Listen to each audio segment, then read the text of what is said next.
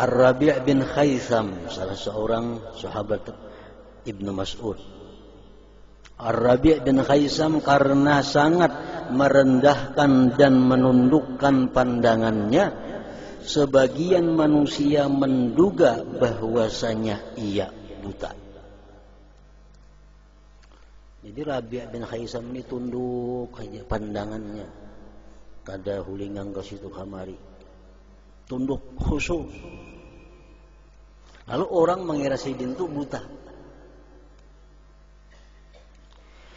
Ia pulang pergi ke rumah Ibnu Mas'ud, sahabat Rasulullah, selama 20 tahun mengaji lawan Abdullah bin Mas'ud. Rabi' bin Khaisam tadi. Kata jariyah, budak perempuannya melihat ia, berkata kepada Ibnu Mas'ud, temanmu yang buta telah datang. Pembantu rumah Ibnu Mas'ud pun menyangka bahwa Rabi' bin Khaisam itu orangnya buta. Kenapa? Karena kada pernah canggang kasih itu kamari, tunduk aja. Jadi bila datang ke rumah Ibnu Mas'ud, ujar pembantunya, hai Ibnu Mas'ud tuh kawan bianang buta datang di belatar menghadangi. Padahal bukan buta, cuma karena khusyuk pandangan beliau selalu tunduk. Maka Ibnu Mas'ud tertawa karena perkataannya tadi.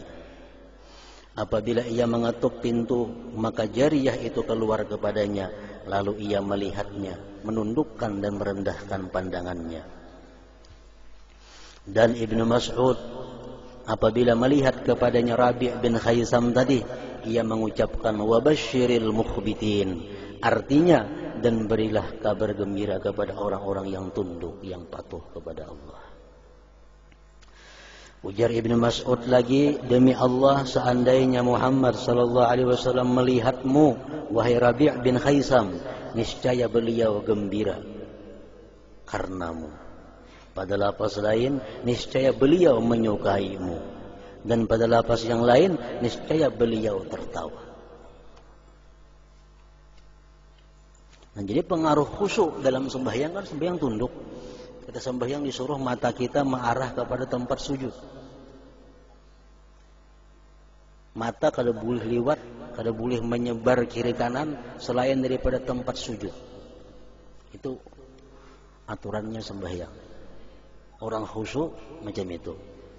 Rabi' bin Khaisam ini karena sembahyang beliau khusyuk, sampai di luar sembahyang pun kalau Sidin berjalan ke mana pun, pandangan Sidin mesti ke satu arah itu. Ini pengaruh daripada khusyuk di dalam sembahyang terbawa kepada di luar sembahyang.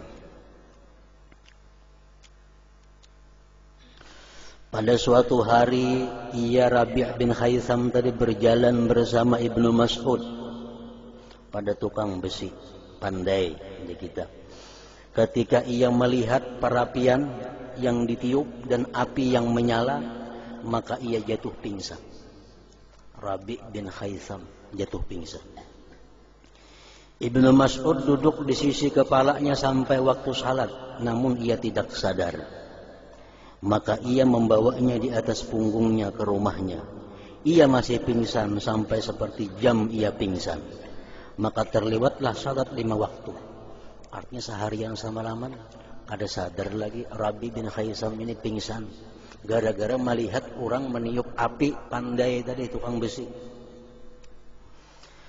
Sedangkan Ibnu Mas'ud di sisi kepalanya seraya berkata, ini demi Allah adalah takut.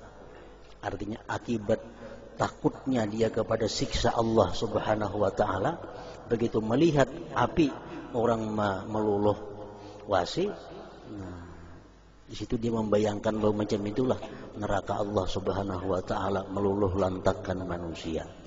Melihat itu, memikirkan itu, akhirnya pingsan Rabi' bin Khaisam tadi. Ar-Rabi' berkata, saya tidak pernah masuk di dalam salat, lalu saya dipentingkan oleh selain apa yang saya ucapkan dan sesuatu yang dikatakan bagiku. Ujar Sidin, setiap aku masuk sembahyang, aku tidak pernah memikirkan sesuatu di luar daripada apa yang aku ucapkan. Itu artinya adalah khusyuk.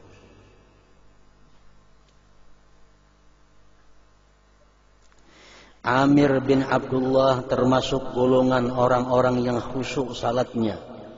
Apabila ia salat, terkadang anak perempuannya memukul terbang, dan orang-orang perempuan bercakap-cakap dengan apa yang mereka kehendaki di rumah.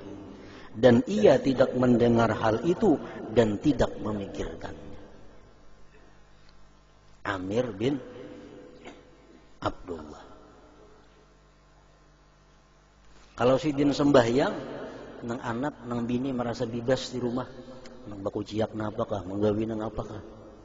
Kalau sidin sembahyang, kenapa? Karena beliau bila sembahyang sudah kada ingat apa-apa lagi, kada mendengar apa-apa lagi selain masalah sembahyang yang sidin hadapi. Kalau sidin kada sembahyang, diam, beterbangan kada wani, memukul terbang, karena sidin tak ganggu. Bila sidin sembahyang, hanya wani. Tak paling lawan kita apa tuh?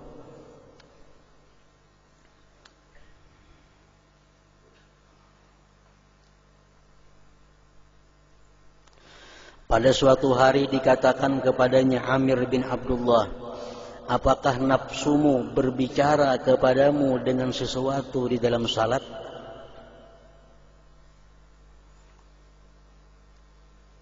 Ujar orang pian dalam sembahyang itu adalah berbicara dengan diri sendiri. Ia menjawab ya. Dengan berdiriku di depan Allah Azza wa Jalla dan kepergianku kepada salah satu dari dua negeri, yaitu akhirat. Dalam sembahyang itu aku hanya berbicara kepada diriku bahwa aku berada di depan Allah Subhanahu wa taala dan aku mau pergi meninggalkan dunia menuju tempat akhirat. Ditanyakan lagi kepada beliau, apakah kamu dapati sesuatu dari yang kami dapati dari urusan-urusan dunia? Maulah pian sembahyang kagandangan duit, kagandangan sepeda motor, kagandangan toko, kagandangan makanan. Maulah pian, kami mau macam itu sembahyang. Uja orang betakun lawan sidin. Maulah pian macam itu kagandangan urusan-urusan dunia dalam sembahyang. Ia menjawab, sungguh ditumbak aku berulang kali. Itu saya sukai daripada saya mendapatkan sesuatu yang kalian dapati dalam salat. Mun aku tegisin sambahyang sampai terpikirakan dunia, aku ditumbak kurang berulang kali. Ketimbang aku sembahyangku memikirkan dunia. Itu salah citakannya. Ia menjawab, sungguh gigi-gigi padaku berubah itu saya sukai. Nang bujurnya adalah sungguh ditumbak aku berulang kali. Itu saya sukai daripada saya mendapatkan sesuatu yang kalian dapati di dalam salat. Dan ia berkata, seandainya terbuka tutupan, maka saya tidaklah bertambah yakin.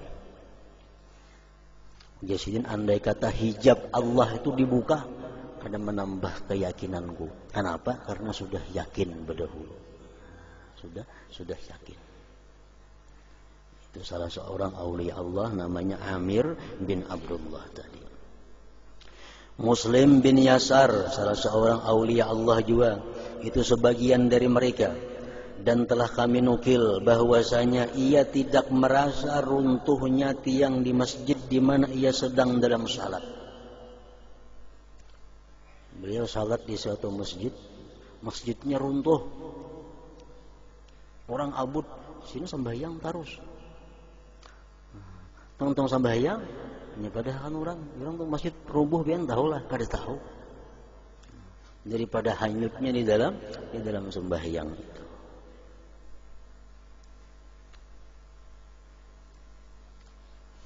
Ini orang yang sudah sembahyang nang ka'anna katarah.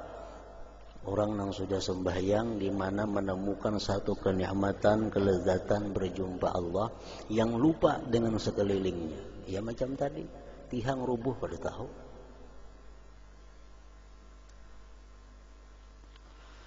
Dan sebagian salah satu anggota badan mereka gatal, membusuk artinya, dan padanya dibutuhkan pemotongan, amputasi, maka pemotongan itu tidak mungkin daripadanya, maka dikatakan orang bahwasanya di dalam salat ia tidak merasakan sesuatu yang terjadi pada dirinya, maka dipotonglah salah satu anggota badannya di mana ia di dalam salat. Orang ini karena penyakit itu kadang mau hampir mesti dipotong, misal tangan, tatak tangannya. Jasidin gua nama natak tanganku pada hatan aku sembahyang. Jangan kau kada sembahyang, karena bila pada hatan aku sembahyang, aku kada merasa lagi yang menatap tanganku itu. Nah, ini pada hatan sembahyang dipotong tangan sidin untuk menghilangkan penyakit yang membusuk tadi.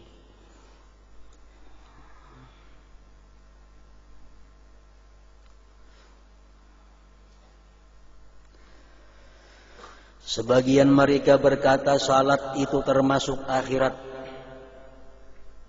Sembahyang termasuk bagian akhirat. Apabila kamu telah masuk padanya salat, maka kamu keluar dari dunia. Maksudnya hati kita, pemikiran kita di dalam salat itu mesti keluar daripada pemikiran-pemikiran dunia. Dan ditanyakan kepada yang lain, apakah nafsumu membicarakan sesuatu dari dunia dalam salat?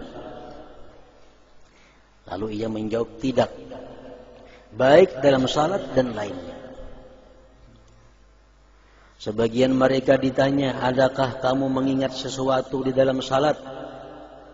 Maka ia menjawab, apakah ada sesuatu yang lebih saya sukai daripada salat, lalu saya mengingat pada waktu salat? Kalau kita mengatakan, kita menganggap bahwa sembahyang itu yang paling kita sukai, sembahyang itu paling lezat bagi kita, tentu kita kada akan ingat lagi yang lainnya. Orang yang sekian lama kada bertemu dengan orang yang dikasihinya, begitu dia bertemu, dia akan lupa dengan segala sesuatu yang ada di sekitarnya. Nah, macam itu artinya orang ini sembahyang itu merupakan kesukaannya, sembahyang merupakan kelezatannya. Kalau dia sembahyang, kadang mungkin lagi mengingat yang lain-lainnya. Nah, bila sembahyang ini hanya merasa bahwa perintah Allah, bila sembahyang ini merasa merupakan sesuatu keterpaksaan karena takutan lawan ancaman Allah, sembahyang pasti ingat yang lain-lainnya. Kenapa? Karena sembahyang bukan dianggap sesuatu yang menyenangkan, sembahyang bukan dianggap sesuatu kelezatan. Otomatis yang lain-lainnya timbulan di dalam hati kita.